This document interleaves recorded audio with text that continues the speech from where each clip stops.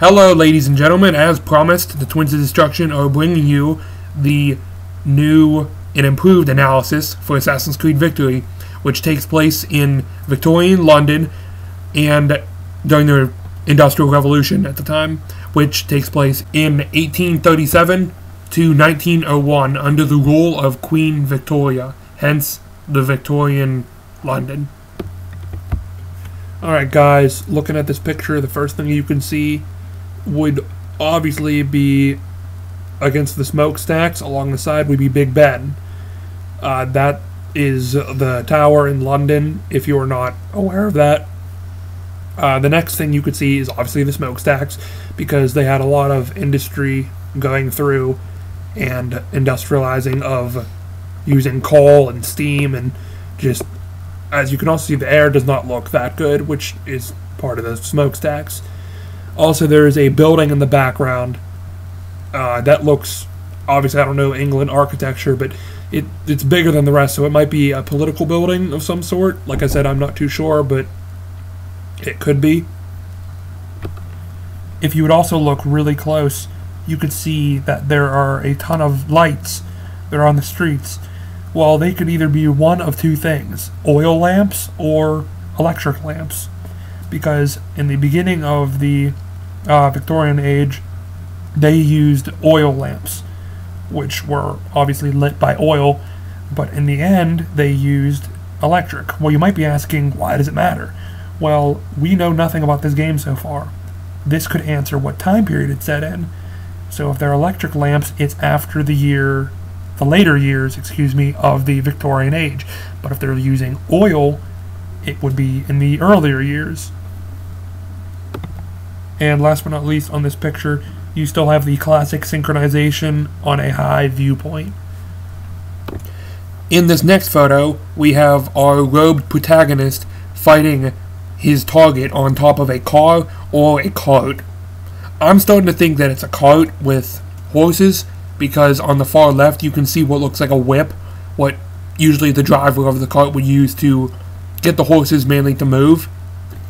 Or I could be wrong, because that whip could be a whip hanging off of a cart that's actually off screen and not associated with the transport vehicle that these two people are standing on. But then again, we would never know for now. Next, in the top right hand corner, we can see it shows a faded image of the target that you're supposed to kill. It says assassinate Roderick Bulmer, I think it says. And it reminds me of when in Assassin's Creed Unity, when they released one of their single-player gameplays, it said something like assassinate the Templar Xavier, or something like that. And it looked almost like the same style of what they did, so it doesn't really look like it changed much, but this is, I guess you can say, pre-alpha. Now, in this picture, we can see the protagonist walking up to a woman, handing him a hat, and it says change outfit. So I'm thinking that she is a vendor selling hats, because she has what looks like a box, whatever you want to call it, next to her with hats. But you can also change your robes and get a disguise. That's what Kotaku like to call it on their article.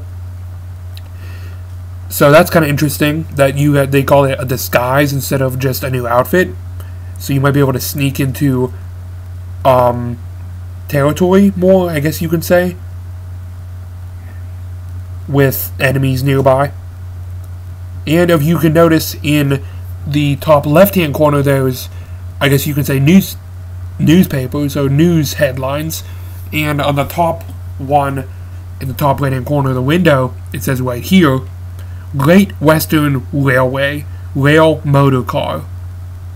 And if I remember what I read correctly about the rail motor car, it was invented in 1830 or around 1830.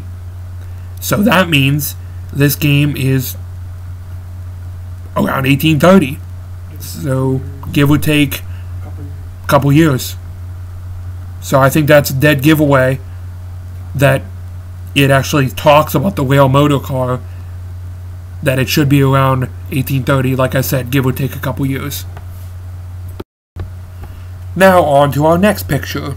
We can see our hero swinging across what looks like a metro station with his new item called the grappling hook that was announced in Kotaku's article.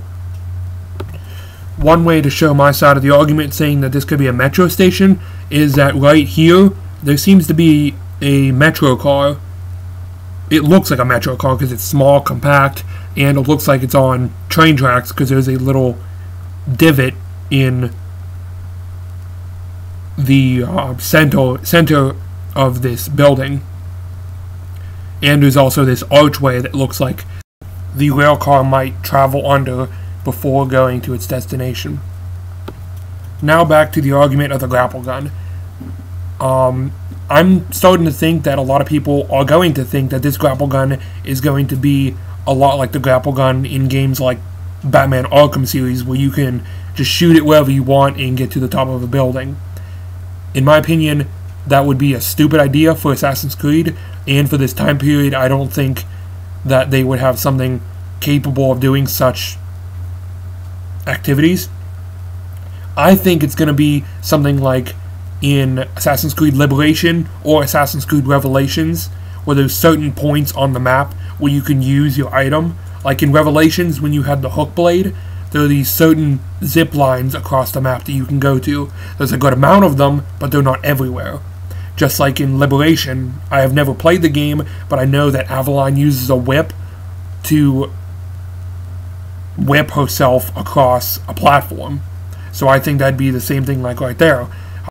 As you can see, he's whipping himself across this building, and his target is right underneath him. So they'd be pretty much in convenient locations where the target would be crossing or moving to.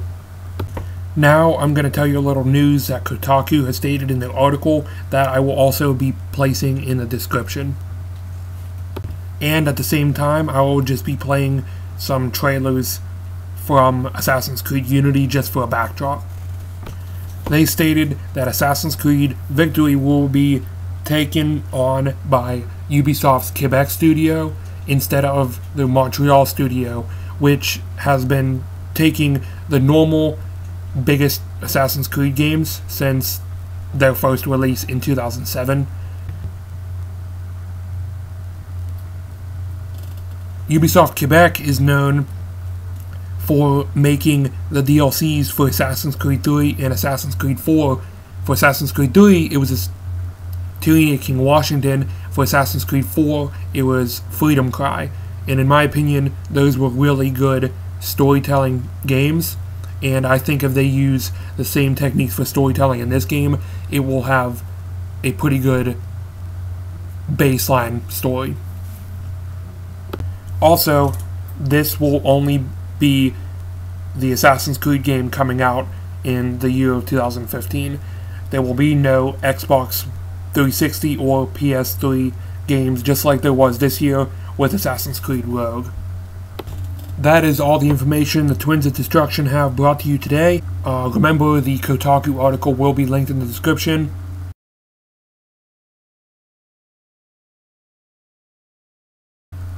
Make sure to like, comment, and subscribe, and thanks for watching.